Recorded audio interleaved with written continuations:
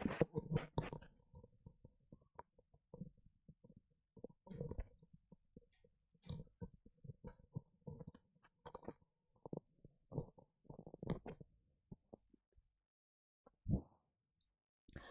Everyone, कैसे हो guys आप सभी।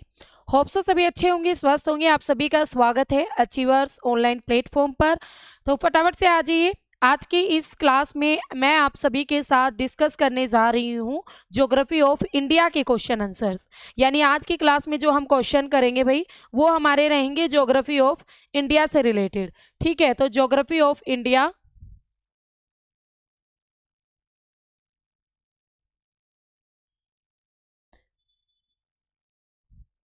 फर्स्ट क्लास रहेगी ज्योग्राफी ऑफ इंडिया से। Got it. तो चलिए करें स्टार्ट भाई, फटाफट से आ जाओ। हाँ जी, चलिए शुरू करते हैं। तो देखो क्वेश्चन नंबर 1 आपके सामने स्क्रीन पर दिया गया है। क्वेश्चन क्या कहता है, नीचे दो कथन दिए गए हैं, एक को अभिकथन ए और दूसरे को कारण आर बताया गया है। तो नीचे दिए गए संकेतों से अपने उत्तर का चयन कीजिए। अभिकथन क्या कहता है, ये स्टेटमेंट और निष्कर्ष वाले क्वेश्चन है भाई। इस तरीके के क्वेश्चन भी आपके आते हैं, पीजीटी में भी आते हैं। मैं पहले ही बता दूं, ये जो क्लास है वो टीजीटी एसएसटी वाले बच्चे और पीजीटी ज्योग्राफी वाले बच्चे, ठीक है, दोनों के लिए ही बेनिफिशियल रहने वाली है। Got it. तो क्या कहता है भाई स्टेटमेंट, भारत के उत्तरी विशाल मैदानों से रिलेटेड है। तो भारत के उत्तरी मैदानी क्षेत्र और पूर्वी समुद्री तटीय क्षेत्र में रेल की पटरियों का सघन जाल पाया जाता है। इन क्षेत्रों में सुविकसित उद्योग धंधे हैं।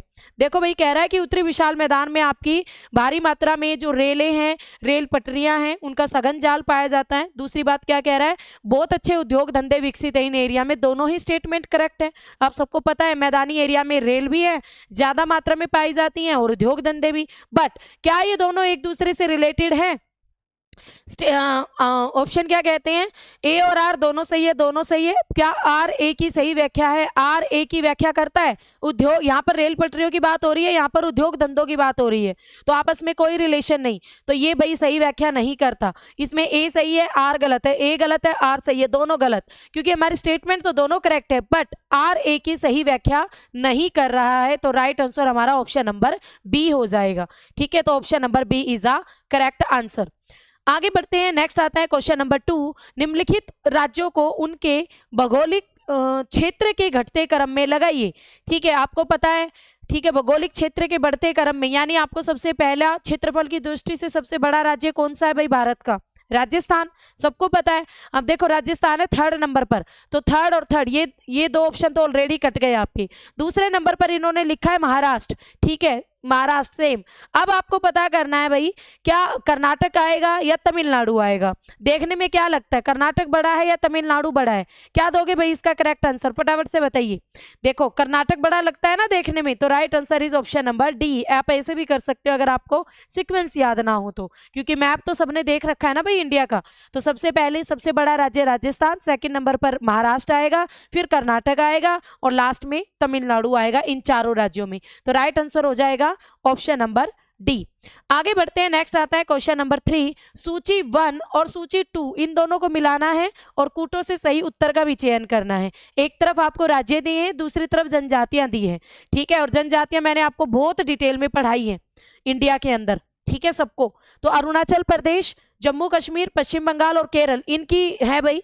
देखो सबसे पहले अगर हम बात करें अरुणाचल प्रदेश की, मैंने आपको लिखवाई थी, गारा, गद्दी, डफला, अदियन, कम्मार, कोडलोकाटू, असुर, बिरहोर, लेपचा। लेपचा लिखवाई थी भाई मैंने आपको, कोरवा लिखवाई थी, डाफला लिखवाई थी, सिंगपो भी लिखवाई थी, गारा, गद्दी, ये सारी लिखवाई थी। क्या रहेगा भाई करेक्ट आंसर, फटाफट से मैच इट करो, इसका करेक्ट आंसर क्या रहेगा, क्या रहेगा? चलिए करते हैं।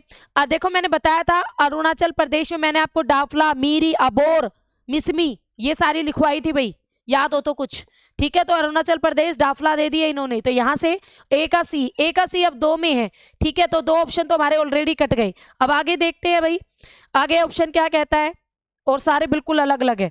ठीक है, जम्मू कश्मीर, जम्मू कश्मीर में गारा और गद्दी, ये जम्मू कश्मीर की है गारा और गद्दी। वैसे गारा आपकी मेघालय की भी है, गारो खास वो गारो है, गारो सॉरी गारो है, वो गारो है, गारो खासी जयंतिया ये मेघालय की है।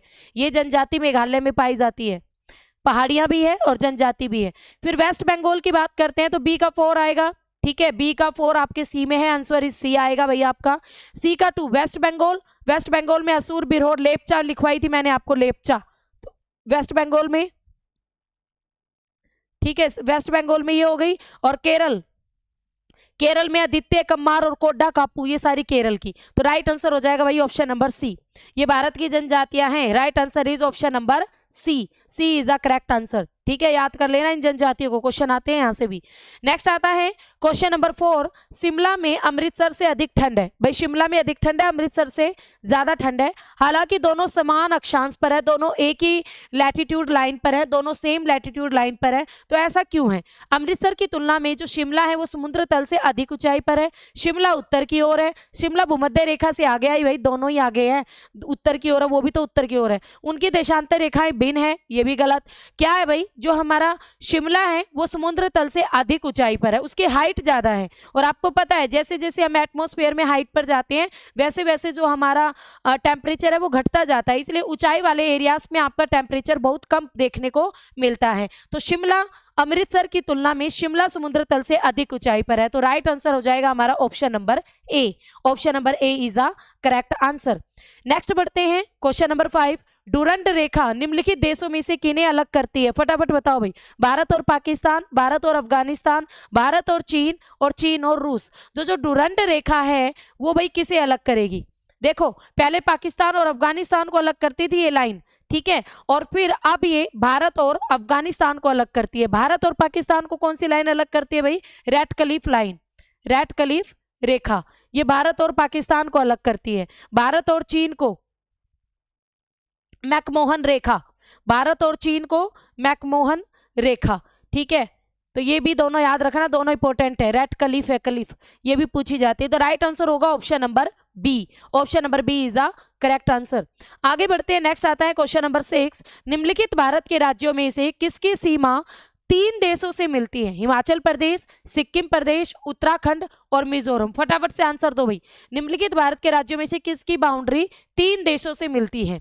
भाई किसकी मिलती है? अब देखो सिक्किम है, सिक्किम है, एक तरफ से तो नेपाल से लगेगी, ऐसे है सिक्किम, ऐसे यहाँ पे तो नेपाल है, यहाँ पर भूटान है और ऊपर क्या है? चीन है, ठीक है। तो 3 देशों के साथ बाउंड्री कौन बनाता है? सिक्किम बनाता है। राइट आंसर क्या होगा? ऑप्शन नंबर बी, मिजोरम नहीं बनाता, हिमाचल प्रदेश की भी नहीं बनती भाई, हिमाचल प्रदेश की भी नहीं लगती, ठीक है, ना ही उत्तराखंड की लगती है 3 देशों के साथ। तो राइट आंसर होगा हमारा सिक्किम प्रदेश।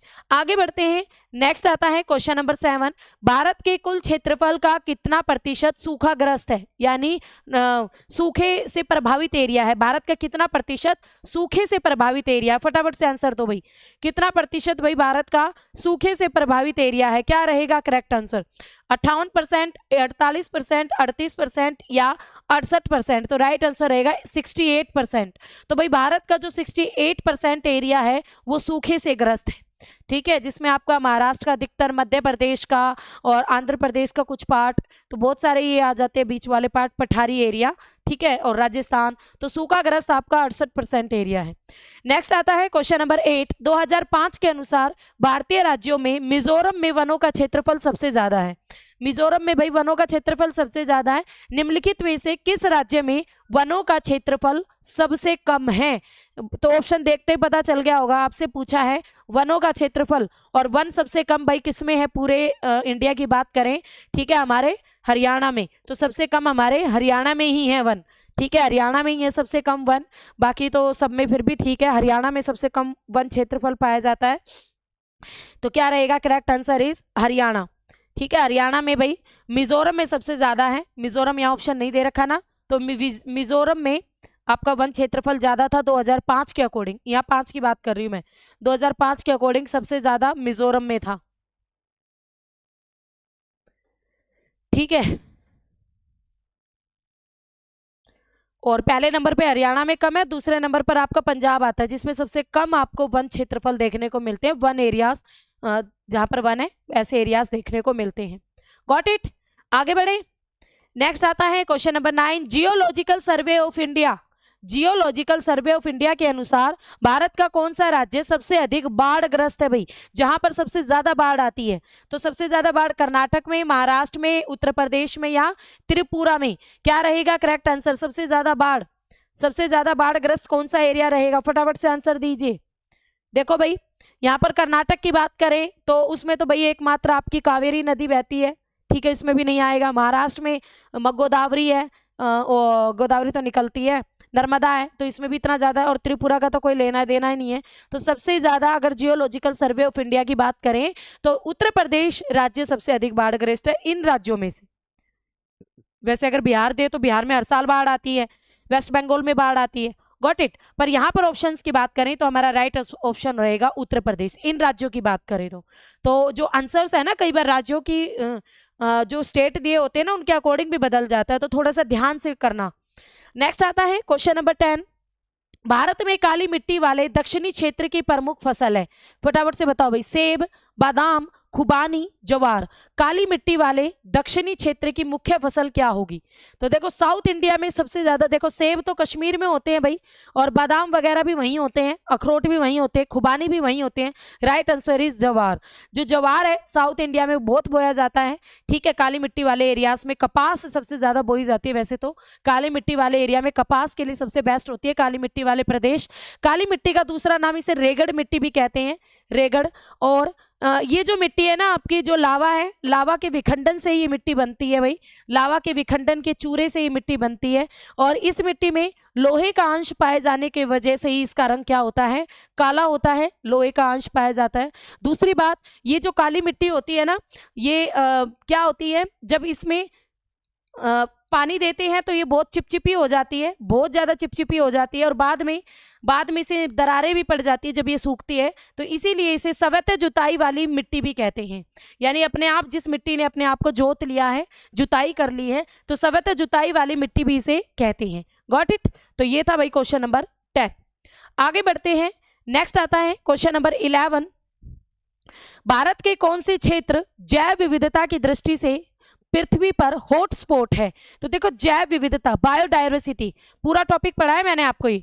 जैव विविधता यानी जिसमें जीवों की विविधता, पेड़ पौधे, जीव जंतुओं की सबसे ज्यादा प्रजातियां, हमें अलग अलग प्रकार की प्रजातियां देखने को मिलती है ना जिन एरियाज में, तो उन्हें कहते हैं जैव विविधता वाले क्षेत्र। और जहां पर आपकी ज्यादा जैव विविधता देखने को मिलती है उसे कहते हैं हॉटस्पॉट एरिया। तो भाई कौन से होते हैं ये? पश्चिमी थार और लक्षद्वीप, पश्चिमी घाट और पूर्वी हिमालय, पूर्वी घाट और पश्चिमी हिमालय, अंडमान और निकोबार द्वीप। फटाफट से बताइए भाई क्या रहेगा करेक्ट आंसर, जल्दी से बताया करो तुम। हाँ, अंडमान और निकोबार। तो कौन से जैव विविधता की दृष्टि से आपको बताना भारत के हॉटस्पॉट एरिया, तो मैंने आपको देखो पश्चिमी घाट लिखवाया था, और मैंने भारत के उत्तर पूर्वी राज्य भी लिखवाए थे, ठीक है। भारत के उत्तर पूर्वी राज्य और पश्चिमी घाट, भारत में जैव विविधता के यही दो मेन एरिया हैं। सबसे ज्यादा अलग अलग प्रकार की जैव विविधता यहीं पर देखने को मिलती है, बायोडायवर्सिटी। तो राइट आंसर हो जाएगा भाई ऑप्शन नंबर बी। सबसे ज्यादा बायोडायवर्सिटी आपकी पश्चिमी घाट यानी वेस्टर्न घाट जिसे आप कहते हो, और ईस्टर्न हिमालय में हमें देखने को मिलती है। Got it. नेक्स्ट आता है क्वेश्चन नंबर 12, सूची 1 और सूची 2 को सुमेलित कीजिए और नीचे दिए गए कूट से सही उत्तर चुनिए। सूची 1 में आपको नगर दिए गए हैं, सूची 2 में आपको ऋषिकेश, मसूरी, टिहरी, देहरादून, ठीक है। तो इनमें से ये है नगर, और इन्हें किस नगर से जाना जाता है, ये आपके सामने क्वेश्चंस है। तो फटाफट से बताओ भाई इसका करेक्ट आंसर क्या होगा। एक तरफ आपको नगर दिए और किस नगर को किस नाम से जाना जाता है ये पूछा गया है, ठीक है। तो देखो घाटी नगर किसे कहते हैं भाई? घाटी नगर कहते हैं उत्तराखंड के देहरादून को, देहरादून को कहते हैं घाटी नगर। संगम नगर किसे कहते हैं? संगम नगर होता है भाई टिहरी, उत्तराखंड का टिहरी, संगम टिहरी, ठीक है। थर्ड आपका गेट नगर कौन होगा? ऋषिकेश को कहते हैं गेट नगर, ऋषिकेश गेट नगर। और कटक नगर, कटक यानी पतला पतला नगर, ये है मंसूरी। राइट आंसर हो जाएगा 4 3 2 1, ए का 4, बी का 3, सी का 2, डी का 1, ठीक है। Right answer is option number C. समझ आ रहा है ना आप सभी को? दिख ही रहा होगा, हाँ जी चलो दिख रहा है। तो right answer is option number C, ठीक है। Option number C is a correct answer. Got it. आगे बढ़े, ठीक है। ये आपके नगर थे, किस नगर को क्या कहा जाता है? घाटियां बहुत ज्यादा उत्तराखंड के देहरादून में देखने को मिलती हैं। मैंने आपको बताया था दून, दून क्या है? दून और द्वार पाए जाते हैं, घाटियां पाई जाती हैं, ठीक है। अनुदैर्य घाटियां पाई जाती है जिन्हें दून और द्वार कहते हैं, जैसे देहरादून पढ़ाया हुआ है मैंने आपको। तो घाटी नगर देहरादून। आगे बढ़ते हैं, नेक्स्ट आता है क्वेश्चन नंबर 13, निम्नलिखित युग्मों में से कौन सा सुमेलित नहीं है? फटाफट से बताओ भाई। लोनार, पुलिकिट, चिल्का, कोलेरू, लोनार महाराष्ट्र, पुलिकेट राजस्थान, चिल्का उड़ीसा, कोलेरू आंध्र प्रदेश। तो कौन सा सुमेलित नहीं है? देखो लोनार एक झील है जो कि ज्वालामुखी द्वारा निर्मित झील है, भारत की एकमात्र ज्वालामुखी द्वारा बनी झील। ठीक है, तो ये आप क्रेटर से बनती है आपके कोलडेरा से, तो महाराष्ट्र राज्य में है, करेक्ट है। पुलिकट झील राजस्थान में, चिल्का झील उड़ीसा, भारत की सबसे बड़ी खारे पानी की झील, ये भी ठीक है भाई। कोलेरू झील पड़ती है आपके आंध्र प्रदेश में, ये भी ठीक है। पुलिकट झील राजस्थान में थोड़ी ना है, पुलिकट झील आपके साउथ इंडिया में पड़ती है, तमिलनाडु में है। ठीक है, तो यहाँ पर ये गलत ऑप्शन है। और राजस्थान में आपकी सांबर लेक पड़ती है, भारत की सबसे नमकीन झील, सांबर झील, डिडवाना झील, पंचकनार झील, और बहुत सारी झीलें हैं भाई दुनिया भर की, राजस्थान के अंदर भी छोटी बड़ी। ठीक है, जो सूख भी जाती है और पानी भी इकट्ठा हो जाता है। तो यहाँ पर करेक्ट आंसर होगा भाई हमारा ऑप्शन नंबर बी, हमारा रोंग दिया हुआ है। आगे बढ़ते हैं, नेक्स्ट आता है क्वेश्चन नंबर 14। निम्नलिखित में से कौन सा नगर नदी तट पर नहीं बसा है? अहमदाबाद, कटक, भोपाल, गोरखपुर। तो बताइए भाई फटाफट से, इसमें से कौन सा ऐसा नगर है जो आपका नदी तट पर नहीं बसा है? क्या रहेगा करेक्ट आंसर? देखो अगर मैं अहमदाबाद की बात करूं तो अहमदाबाद है भाई आपके साबरमती नदी के तट पर। अहमदाबाद, गुजरात का अहमदाबाद साबरमती नदी के तट पर है। और वहीं अगर हम बात करें कटक की, तो कटक जो ये नगर है ये महानदी के तट पर है, महानदी के। ठीक है, गोरखपुर की बात करें तो गोरखपुर आपका रावी नदी, गोरखपुर आपका राप्ती, 1 मिनट, राप्ती नदी के तट पर है। और वही भोपाल की बात करें तो भोपाल किसी नदी के तट पर स्थित नहीं है, तो राइट आंसर भोपाल हो जाएगा। अहमदाबाद साबरमती के में, आगरा यमुना नदी के किनारे पर बसा हुआ है, और कटक आपका महानदी के किनारे पर बसा हुआ है। भोपाल आपका किसी नदी के किनारे पर नहीं बसा हुआ है, तो right answer is option number B. आगे बढ़ते हैं, नेक्स्ट आता है क्वेश्चन नंबर 15। अगेन आपको कथन और कारण देखने हैं। क्या कहता है? तराई प्रदेश की बस्तियां सहंत होती है। तराई प्रदेश में वर्षा ऋतु में अनियमित जल प्लावन हो रहता है। फटाफट से जवाब दो भाई। तराई प्रदेश की बस्तियां सहंत, सहंत यानी कॉम्पैक्ट, सहंत यानी कॉम्पैक्ट, कॉम्पैक्ट होती हैं, और इनमें तराई वाले एरिया में बारिश के दिनों में लगातार आपका जल प्लावन यानी पानी भरा रहता है। ऐसे एरिया में हमेशा पानी भरा रहता है। ये दोनों स्टेटमेंट है। क्या रहेगा करेक्ट आंसर?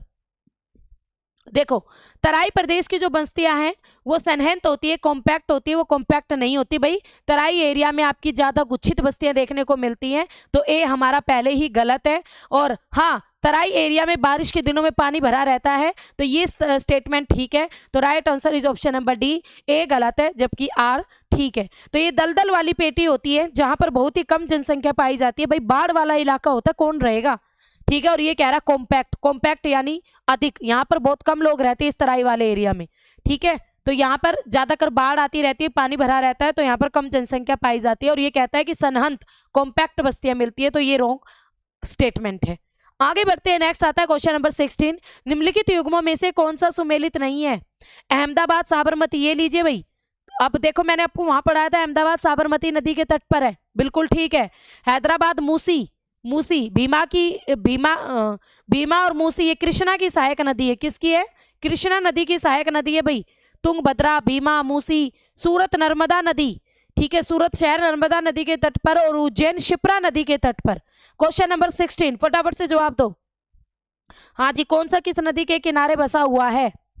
चलिए, हैदराबाद मूसी नदी के किनारे बसा हुआ है, बिल्कुल ठीक है। अहमदाबाद साबरमती के ठीक है। उज्जैन शिप्रा नदी के किनारे ठीक है। सूरत नर्मदा के किनारे नहीं है, ताप्ती नदी के किनारे बसा हुआ है। राइट आंसर होगा option number B, Surat Tapti नदी के किनारे बसा है, ना कि Narmada. Right answer is option number B रहेगा भाई, बी गलत दिया हुआ था इन्होंने। आगे बढ़ते हैं, नेक्स्ट आता है क्वेश्चन नंबर 17। निम्नलिखित में से कौन सा सही सुमेलित नहीं है? बताइए फटाफट, नहीं है बताना है आपको। अजंता, अजंता और एलोरा की गुफाएं महाराष्ट्र में, ऐसे भी पढ़ सकते हो हिस्ट्री से कनेक्ट करके, करेक्ट है ये हमारा। आगे पेराम्बुर तमिलनाडु, रामागुंडम आंध्र प्रदेश, उटक मंडल ऊटी, उटक मंडल जिसे हम ऊटी कहते हैं वो केरला। ये आपके प्रमुख स्थान दिए गए हैं और दूसरी तरफ राज्य दिए गए हैं। बताइए भाई कौन सा स्थान किस राज्य में है, तो कौन सा सुमेलित नहीं है? हाँ, देखो ऊटी आपका तमिलनाडु में है, ये याद रखना। ऊटी है भाई तमिलनाडु में, यही गलत है। Right answer option number D होगा। अजंता और अलोरा, अजंता और अलोरा की पहाड़ियां पाई जाती है आपके महाराष्ट्र राज्य में। और ये पेराम्बूर क्या है? पेराम्बूर रेल कोच निर्माण केंद्र है, रेल कोच निर्माण केंद्र है ये पेराम्बूर में, और जो कि तमिलनाडु में पड़ता है। ठीक है, और वहीं अगर हम रामागुंडम की बात करें, ये ताप विद्युत केंद्र है, रामागुंडम ताप विद्युत केंद्र, ये आंध्र प्रदेश में है। ठीक है, रामागुंडम ताप विद्युत केंद्र है जो कि आंध्र प्रदेश में पड़ता है। और ऊटी आपका तमिलनाडु में है, ना कि केरल में, ये गलत दिया गया था। तो right answer is option number D रहेगा। आगे बढ़ते हैं, नेक्स्ट आता है क्वेश्चन नंबर 18। निम्नलिखित राज्यों में से किसकी सबसे लंबी तटरेखा है? तमिलनाडु की, आंध्र प्रदेश की, महाराष्ट्र की, कर्नाटक की। लो जी, पहले नंबर पर सबसे लंबी तटरेखा वाला था गुजरात, वो ऑप्शन में ही नहीं है। तो अब आंसर क्या दोगे? इसलिए कहती हूँ 2-3 पढ़ा करो, 3 तक तो जरूर पढ़ा करो। सेकंड नंबर पर मैंने क्या लिखवाया था? गुजरात के बाद किसकी तटरेखा सबसे लंबी है? फटाफट से जवाब दो इसका आंसर। आंध्र प्रदेश, तमिलनाडु, किसका रहेगा भाई? हाँ बिल्कुल, किसकी तटरेखा सबसे लंबी है? गुजरात राज्य की है। और उसके बाद आंध्र प्रदेश लिखवाया था ना मैंने, आंध्र प्रदेश, और फिर तमिलनाडु। तो सेकंड नंबर पर आंध्र प्रदेश आता है। तो राइट आंसर क्या हो जाएगा? आंध्र प्रदेश की तटरेखा सबसे लंबी है इन राज्यों में से। तो right answer is option number C. आगे बढ़ते हैं, नेक्स्ट आता है क्वेश्चन नंबर 19। भारत के निम्नलिखित क्षेत्रों में से कौन सा आर्थिक रूप से सर्वाधिक विकसित क्षेत्र है? उत्तर पूर्वी पहाड़ी क्षेत्र, पूर्वी क्षेत्र, उत्तर पश्चिमी क्षेत्र, केंद्रीय क्षेत्र। तो भाई इन क्षेत्रों में से कौन सा आर्थिक रूप से सर्वाधिक विकसित है? सबसे आर्थिक रूप से, ठीक है, आर्थिक रूप से। तो उत्तर पूर्वी पहाड़ी, जिसमें उत्तर पूर्वी राज्य आ गए, उत्तर पश्चिमी में, पूर्वी क्षेत्र में, केंद्रीय क्षेत्र में। तो बताइए भाई, भारत का सबसे अधिक आर्थिक रूप से विकसित बताना है आपको।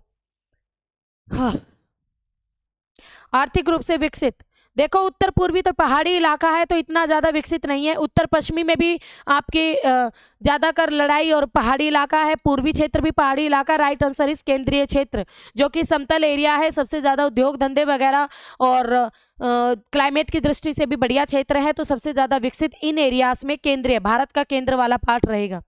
आगे बढ़ते हैं, नेक्स्ट आता है क्वेश्चन नंबर 20। निम्नलिखित में से कौन से क्षेत्र अरब सागर शाखा की मानसून पवनों द्वारा प्रभावित नहीं होता? पश्चिमी घाट, दक्षिणी घाट, मध्य प्रदेश, पंजाब का मैदान। अरब सागर की जाएगी भाई इधर से, तो पश्चिमी घाट तो इससे प्रभावित होगा ही, मध्य प्रदेश भी प्रभावित होता है, दक्षिणी घाट और पंजाब का मैदान, तो पंजाब का मैदान भी प्रभावित होता है। ठीक है, पंजाब का मैदान भी प्रभावित होता है, बट दक्षिणी घाट प्रभावित नहीं होता। ये दक्षिणी घाट का मतलब है यहाँ पर कोरोमंडल तट, कोरोमंडल तट। ठीक है,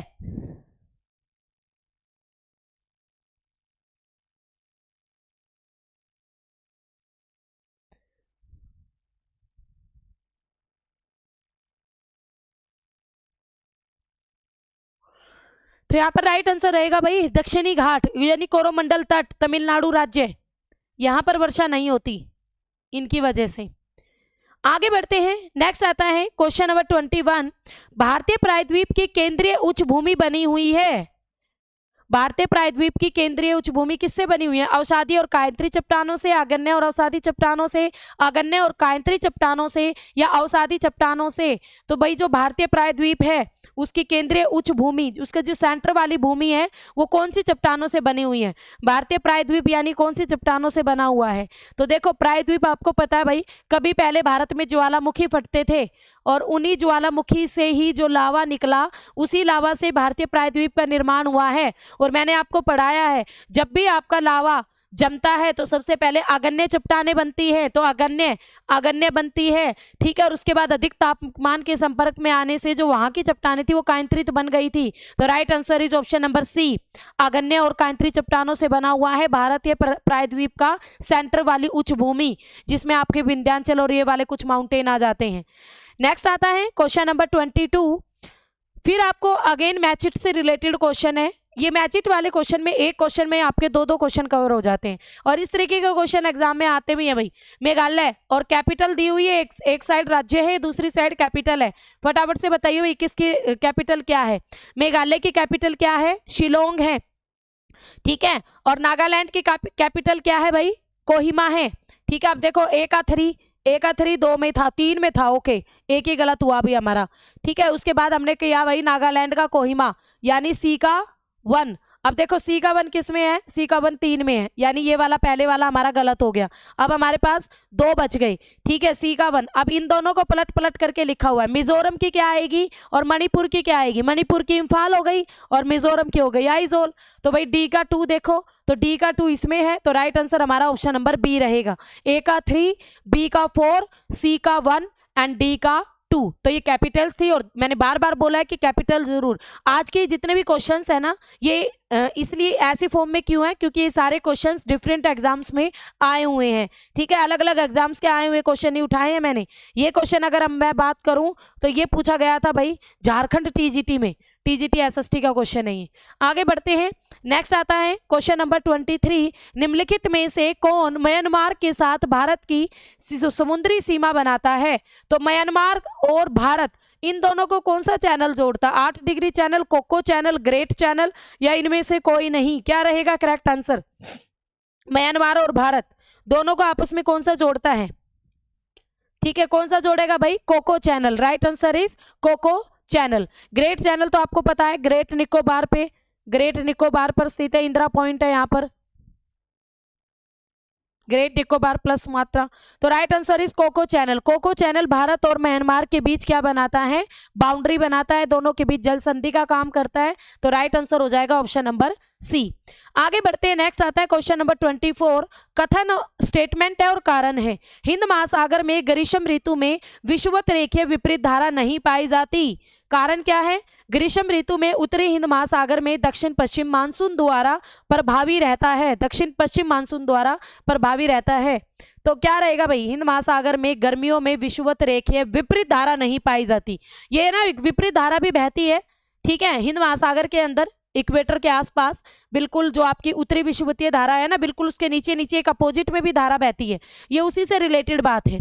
क्या रहेगा भाई करेक्ट आंसर, हाँ जी, देखो हिंद महासागर में गर्मियों में जो विषुवत रेखीय विपरीत धारा नहीं पाई जाती वो बिल्कुल करेक्ट है, सर्दियों में पाई जाती है विपरीत धारा, ठीक है। ग्रीष्म ऋतु में उत्तरी हिंद महासागर में दक्षिण पश्चिमी मानसून द्वारा प्रभावित होता है, बिल्कुल ठीक भाई, गर्मियों में दक्षिण पश्चिम मानसून आता है ना, ठीक है, बट इन दोनों का आपस में कोई भी रिलेशन नहीं है। ये विपरीत धारा की वजह से थोड़ी ना मानसून नहीं आ पाता यहाँ या आता है, गॉट इट, ये आपस में रिलेट नहीं है। दोनों स्टेटमेंट करेक्ट है, राइट आंसर इज ए और बी आर करेक्ट, बट ये आर जो है ए का सही व्याख्या नहीं है, तो ऑप्शन नंबर बी रहेगा इसका करेक्ट आंसर। आपस में ये जो इसका कारण दिया है विपरीत धारा नहीं पाई जाती, इसका कारण मानसून है, ऐसा नहीं है, गलत है ये स्टेटमेंट।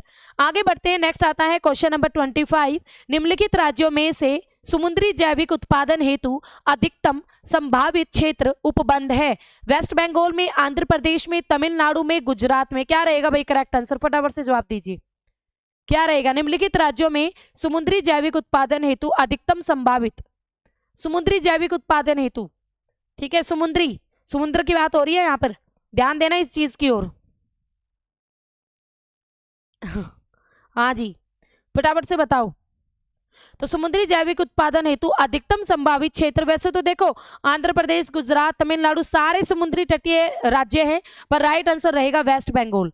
वेस्ट बंगाल में ही समुद्री जैविक यानी समुद्र के जो जीव हैं उनके उत्पादन हेतु सबसे अधिक संभावित क्षेत्र पाए गए हैं, तो right answer is West Bengal. West Bengal is a correct answer. आगे बढ़ते हैं, नेक्स्ट आता है क्वेश्चन नंबर 26। हिंद महासागर का सबसे बड़ा द्वीप कौन सा है भाई, सबसे बड़ा आइलैंड, हिंद महासागर का सबसे बड़ा आइलैंड बताइए। Maldives, Madagascar, Lakshadweep, Sumatra.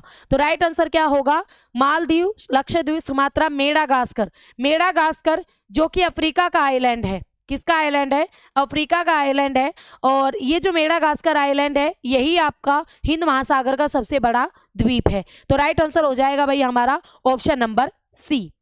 आगे बढ़ते हैं, नेक्स्ट आता है क्वेश्चन नंबर 27। कथन और कारण से है क्वेश्चन दोबारा। क्या कहता है, पंजाब, हरियाणा और उत्तर प्रदेश भारत में गेहूं उत्पादन के आदर्श राज्य हैं। इन राज्यों में सुअपवाहित उर्वर भूमि, बुआई के समय 10 डिग्री से 15 डिग्री सेल्सियस टेम्परेचर और लगभग 75 सेंटीमीटर वर्षा जैसी भौगोलिक दशाएं मिलती है, इसलिए यहाँ पर गेहूं उत्पादन किया जाता है। अब देखो मैंने गेहूं की आपको सारी विशेषताएं लिखवाई थी, है ना, सारी विशेषताएं लिखवाई थी भाई कि गेहूं के लिए कितना टेम्परेचर चाहिए, कितनी वर्षा चाहिए, है ना, सब कुछ लिखवाया था। क्या लिखवाया था कि गेहूं के लिए बोने के समय 10 से 15 डिग्री सेल्सियस टेम्परेचर चाहिए, पकने के समय थोड़ा ज़्यादा 22 से 25 डिग्री सेल्सियस चाहिए, 75 सेंटीमीटर 50 सेंटीमीटर वर्षा इसके लिए बहुत है। पंजाब, हरियाणा, उत्तर प्रदेश में गेहूं उत्पादन के आदर्श राज्य, बिल्कुल। और यहाँ पर इतना ही टेम्परेचर होती है, इतनी बारिश होती है, इसलिए दोनों कथन सही है और आर ए की सही व्याख्या कर रहा है, यानी option number A is a correct. तो गेहूं उत्पादन में नंबर 1 आपको कौन सा राज्य? उत्तर प्रदेश ही तो है, फिर हमारा पंजाब आता है, फिर हरियाणा आता है, तो इस तरीके से ये चीजें आती है। तो राइट आंसर हो जाएगा भाई हमारा option number A. Next question आता है क्वेश्चन नंबर 28। हिंद महासागर में 0 डिग्री से 10 डिग्री नॉर्थ और 0 डिग्री से 10 डिग्री साउथ देशांतरीय क्षेत्रों के बीच तापमान विभिन्नता लगभग कितनी है? तो हिंद महासागरीय क्षेत्र में पूछा गया है 10 डिग्री 0 डिग्री से 10 डिग्री नॉर्थ और 0 डिग्री से 10 डिग्री साउथ के बीच पूछा गया है। तो जो तापमान में विभिन्नता है वो लगभग 1 डिग्री सेल्सियस है, क्योंकि उस दौरान आपका ये कौन सा एरिया भाई? भूमध्य रेखीय एरिया है, भूमध्य रेखीय एरिया, सारा साल सूर्य की किरणें सीधी चलती है, तो तापमान में इतनी ज्यादा विभिन्नता यहाँ देखने को नहीं मिलती, तो सिर्फ 1 डिग्री सेल्सियस, और ज्यादा विभिन्नता देखने को नहीं मिलती, तो सिर्फ आंसर इज 1 डिग्री सेल्सियस हमें विभिन्नता देखने को मिलती है। नेक्स्ट आता है क्वेश्चन नंबर 29। डंकन दर्रा किसके और किसके बीच में है? अंडमान और निकोबार द्वीप समूह, दक्षिणी और मध्य अंडमान द्वीप समूह, उत्तरी और मध्य अंडमान, उत्तरी और दक्षिणी अंडमान द्वीप समूह। क्या रहेगा भाई करेक्ट आंसर? क्वेश्चन नंबर 29 आप सभी के सामने, फटाफट से आंसर दीजिए। ओ जल्दी से आंसर दीजिए भाई। क्या पूछा गया? डंकन दर्रा पूछा गया है, किसके और किसके बीच में? मैंने सारे लिखवाए थे आपको, डंकन दर्रा, कोको और 8 डिग्री 9 डिग्री 10 डिग्री सारे लिखवाए थे आपको। तो इसका करेक्ट आंसर क्या होगा? डंकन दर्रा किसके और किसके बीच में है? तो जो डंकन दर्रा है भाई वो आपका है दक्षिणी और मध्य अंडमान द्वीप समूह के बीच में, यानी दक्षिणी अंडमान और मध्य अंडमान द्वीप समूह के बीच में पड़ता है आपका डंकन दर्रा। तो राइट आंसर क्या हो जाएगा? Option number B. अंडमान और निकोबार द्वीप समूह को 10 डिग्री चैनल अलग करता है, दोनों को 10 डिग्री चैनल। Got it? समझ में आ गया? राइट आंसर हो जाएगा भाई हमारा ऑप्शन नंबर बी। आगे बढ़ते हैं, नेक्स्ट आता है क्वेश्चन नंबर 30। बार बार रिपीट होने वाला क्वेश्चन एग्जाम्स में। केरवा क्या है? केरवा वैली कह लो, या कई बार क्या होता है केरवा क्या है, ठीक है। केरवा किस लिए फेमस है? अब ये केरवा कहां पर स्थित है? केरवा वैली, केरवा की घाटी कहां पर स्थित है? फटाफट से जवाब दीजिए। केरवा भाई कहां पर स्थित है? चलिए देखो, हिमाचल प्रदेश, उत्तराखंड, तमिलनाडु और कश्मीर। तो राइट आंसर इज कश्मीर। केरवा कश्मीर में पाए जाते हैं, केरवा वैली भी कश्मीर में है। और केरवा क्या होते हैं? केरवा आपकी उपजाऊ मिट्टी वाले एरियाज होते हैं, उपजाऊ मिट्टी वाले एरिया होते हैं, प्रदेश होते हैं। और जो ये केरवा वाले क्षेत्र है ना, केसर की खेती के लिए बेस्ट होते हैं। ये केसर की खेती की जाती है, इनमें बहुत उपजाऊ मिट्टी होती है, इनकी केसर की खेती की जाती है। और केसर सबसे ज्यादा जम्मू कश्मीर में ही उगाया जाता है, ठीक है। और केसर की खेती इन्हीं केरवा वैली में की जाती है। और ये केरवा से क्वेश्चन बार बार आता है भाई, तो ध्यान रखना, केरवा वैली कश्मीर में है, केसर का उत्पादन होता है, बहुत उपजाऊ मिट्टी होती है इसके अंदर। और ये वृहत हिमालय वाले एरिया में आते हैं, कि जो केरवा वैली है ये वृहत हिमालय में पाई जाती है, ये भी याद रखना, वृहत हिमालय में, ग्रेट हिमालय में, हिमाद्री में। Got it? जिसे ग्रेट हिमालय और हिमाद्री कहते हैं। नेक्स्ट आता है क्वेश्चन नंबर 31। निम्नलिखित अपवाह प्रतिरूप किसको प्रदर्शित करता है? फटाफट से बताओ, निम्नलिखित अपवाह प्रतिरूप किसको प्रदर्शित करता है? ये दिख रहा है ना आपको, ये क्या है? ये आपका ड्रेनेज सिस्टम है।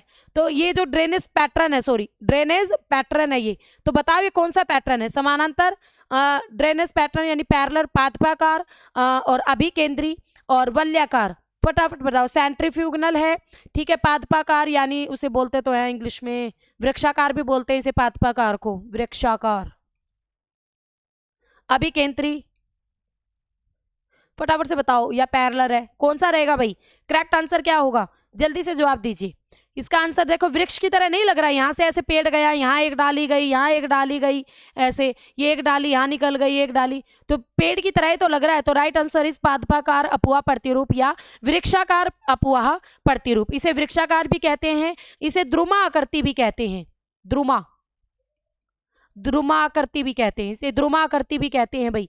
ठीक है, तो इस तरीके की होती है ये, और जहां पर ग्रेनाइट चट्टानें पाई जाती है ना, वहां पर इस तरीके का प्रतिरूप बनता है। तो ग्रेनाइट चट्टानें जहां पर पाई जाती हैं वहां पर इस तरीके की नदियां क्या होती है, इस वाली फॉर्म में बहती हैं, तो वृक्षाकार प्रतिरूप आपका बनता है। तो राइट आंसर हो जाएगा हमारा ऑप्शन नंबर बी। आगे बढ़ते हैं, नेक्स्ट आता है क्वेश्चन नंबर 32। निम्नलिखित में से कौन सा सही रूप से सुमेलित नहीं है? लातूर नदीय बाढ़, नर्सरी भूसंकलन, कांडला चक्रवाती तूफान और भुज भूकंप। यानी ये आपका नेचुरल डिजास्टर से क्वेश्चन है कि कौन सी डिजास्टर किस एरिया में आ चुकी है, ये क्वेश्चन पूछा गया। फटाफट से जवाब दीजिए भाई। तो कौन सा सुमेलित नहीं है हमसे पूछा गया है? तो देखो भाई, कांडला में चक्रवाती तूफान आया था, गुजरात कांडला, बिल्कुल ठीक है।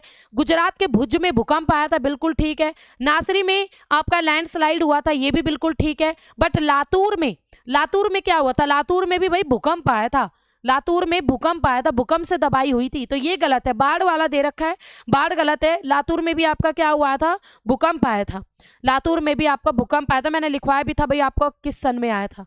ठीक है, महाराष्ट्र के लातूर में भूकंप आया था। तो right answer is option number A, ये सुमेलित नहीं है।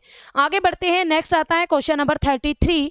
घटती हुई औसत वार्षिक दृष्टि के संदर्भ में निम्नलिखित में से कौन सा क्रम सही है? तो घटती हुई औसत वार्षिक दृष्टि के संबंध में, औसत वार्षिक वर्षा घटती हुई, कौन सा क्रम सही है? हाँ जी, उत्तर प्रदेश, बिहार, हरियाणा, असम बिहार उत्तर प्रदेश हरियाणा, हरियाणा उत्तर प्रदेश, बिहार असम, असम बिहार हरियाणा उत्तर प्रदेश। तो घटती हुई औसत वार्षिक दृष्टि के संदर्भ में कौन सा क्रम सही है? तो औसत वार्षिक दृष्टि, तो घटती हुई औसत वार्षिक दृष्टि की बात करें भाई, पहले हरियाणा आएगा, फिर यूपी आएगा, फिर बिहार आएगा, फिर असम आएगा। ठीक है, घटती हुई औसत वार्षिक दृष्टि, पहले हरियाणा, फिर यूपी, बिहार और फिर असम, ये रहेंगे, ये सारे राज्य आपके रहने वाले हैं। तो right answer option number C होगा। आगे बढ़ते हैं, नेक्स्ट आता है क्वेश्चन नंबर 34। पाट क्षेत्र अवस्थित है, फटाफट से बताइए भाई। पाट क्षेत्र कहां पर देखने को मिलता है, कहां पर अवस्थित है? मेघालय पठार में, बुंदेलखंड पठार में, कर्नाटक पठार में, छोटा नागपुर पठार में। और ये पाट वाला एरिया मैंने बहुत बार बताया भी था जब भी मैं आपको पढ़ाती थी कि भाई छोटा नागपुर पठार के, रांची पठार के पाट क्षेत्र में, मैं ऐसे लिखवाया हुआ मैंने बहुत बार, रांची क्षेत्र के पाट प्रदेश में, ऐसे पाट प्रदेश में। देखो, उस पाट प्रदेश से ही क्वेश्चन बन गया, छोटा नागपुर पठार। ठीक है, रांची झारखंड, छोटा नागपुर पठार कहाँ पड़ता है? झारखंड में ही तो पड़ता है, जिसे भारत का रूर भी कहते हैं। क्या कहते हैं इसे? भारत का रूर भी कहते हैं। तो यहाँ पर हमारा करेक्ट आंसर क्या था भाई? Option number D. तो इसमें बहुत सारे छोटे छोटे पठार हैं, कई पहाड़ियाँ भी हैं। ठीक है, अलग अलग चीज़ें यहाँ पर देखने को मिलते हैं। और इस पठार के मैदानी भाग, यहाँ पर जो मैदानी भाग पाया जाता है इस पाट प्रदेश का, जो मैदानी भाग है, इसे कहते हैं हम क्या? 24 का मैदान। क्या कहते हैं इसे? 24 का मैदान कहते हैं। पाट क्षेत्र में मैदान जो पाया जाता है 24 का मैदान कहते हैं। नेक्स्ट, और आज की वीडियो का हमारा लास्ट क्वेश्चन है, ब्रह्मपुत्र नदी का उद्गम डैश से होता है? फटाफट से बताइए भाई। ब्रह्मपुत्र नदी से क्वेश्चन है कि ब्रह्मपुत्र नदी का उद्गम स्थल आपसे पूछा है। चेमांग युंगडंग ग्लेशियर, पिंडारी ग्लेशियर, यमुनोत्री और गंगोत्री। क्या दोगे भाई? ब्रह्मपुत्र नदी से क्वेश्चन है। ब्रह्मपुत्र नदी का उद्गम पढ़ाया था ना, तो ब्रह्मपुत्र नदी चेमांग युंगडुंग ग्लेशियर से निकलती है। ठीक है, ब्रह्मपुत्र नदी चेमांग युंगडुंग हिमनद से निकलकर कैलाश और ग्रेट जो हिमालय है हमारा, उसके बीच से बहती हुई आगे ये जो ब्रह्मपुत्र नदी है भाई, अरुणाचल प्रदेश से भारत में एंट्री करती है। अरुणाचल प्रदेश से एंट्री करके फिर असम में जाती है, और फिर ये पश्चिम बंगाल और बांग्लादेश के अंदर गंगा नदी के साथ मिलकर मेघना के नाम से विश्व प्रसिद्ध सुंदरवन डेल्टा बनाती है। तो विश्व का सबसे बड़ा डेल्टा ब्रह्मपुत्र नदी और गंगा नदी, दोनों नदियां आपस में मिलकर बनाती है। ये सब कुछ पढ़ा रखा मैंने आपको। ठीक है, तो इस क्वेश्चन का right answer option number A हो जाएगा। तो ये ज्योग्राफी ऑफ इंडिया के मिक्सअप क्वेश्चन चलेंगे। ठीक है, मिक्सअप अलग अलग टॉपिक से। तो अब तो आपकी इतनी तैयारी होनी चाहिए कि आप मिक्सअप क्वेश्चंस को कर सको। Got it? तो ये थी भाई हमारे आज के क्वेश्चन आंसर्स। होप सो आपको समझ में आ गए होंगे। नेक्स्ट क्लास भी आपकी ज्योग्राफी ऑफ इंडिया से रिलेटेड ही क्वेश्चन आंसर्स रहेंगे, तो उनके लिए भी आप तैयार रहना। ठीक है, उसमें भी हम मिक्सअप क्वेश्चन ही करेंगे। 30-35 अपने अगली नेक्स्ट क्लास में। तो होप सो आपको आज की क्लास समझ में आ गई होगी, है ना। तो पढ़ते रहो भाई, क्योंकि एग्जाम भी नज़दीक ही है आपका। ये समझो कि ज़्यादा से ज़्यादा आपके पास 1 मंथ है या 1 मंथ से भी कम टाइम है, ठीक है। जनवरी में मुझे लगता है कि 20-25 जनवरी के आसपास आपका एग्जाम हो जाएगा। तो अपना फटाफट से अपनी तैयारी कंप्लीट रखो और ज़्यादा टाइम वेस्ट मत करो, इधर उधर ध्यान मत भटकाओ, अपने सिलेबस पर कॉन्सेंट्रेट करो, रिवाइज करो, रिवीजन करो, क्वेश्चन से ज़्यादा प्रैक्टिस करो, ठीक है। सॉल्व करो क्वेश्चन अपने आप से, मेरे आंसर बताने से पहले आपको आंसर बताना चाहिए यहाँ पर। चलिए, हाँ जी, बताइए फटाफट, किसी का कोई क्वेश्चन हो तो नहीं तो इस क्लास को अभी हम स्किप कर रहे हैं। थैंक यू भाई, थैंक यू। चलिए, तो सबको समझ में आ गई है क्लास। तो अपनी नेक्स्ट क्लास में फिर मिलेंगे ज्योग्राफी ऑफ इंडिया के क्वेश्चंस के साथ ही। तो फटाफट से इन सारे क्वेश्चंस को कवर अप कर लेना। ओके, हाँ जी, ठीक है। चलिए, have a nice day, bye bye guys, see you.